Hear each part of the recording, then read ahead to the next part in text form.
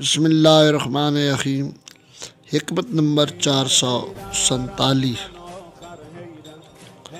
مولا امیر کائنات علی ابن ابی طالب علیہ السلام نے فرمایا، جو شخص احکام فقہ کے جانے بغیر تجارت کرے گا وہ ربا میں مبتلا ہو جائے گا۔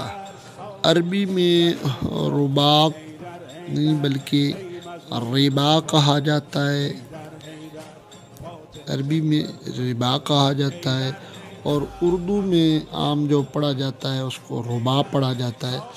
اس کا جو ترجمہ ہے ربا کا، یہ سود میں آ جاتا ہے یا مال کے غلط تصرف میں آ جاتا ہے، یعنی اس شخص نے جس کو احکام فقہ کا علم ہی نہیں، اس نے بغیر احکام فقہ کو جانے اپنا کاروبار یا تجارت شروع کی، گویا اس نے اپنے مال کا استعمال ٹھیک نہ کیا یا اس نے سود کا کاروبار کر دیا۔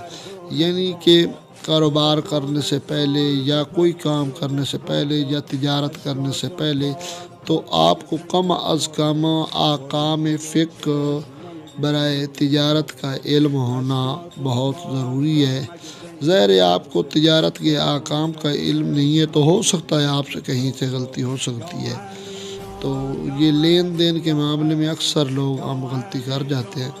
خداوند متعال ہمیں فرامین اہل بیت پر عمل کرنے کی توفیق فرمائے۔ اللہم صلی علی محمد و آل محمد۔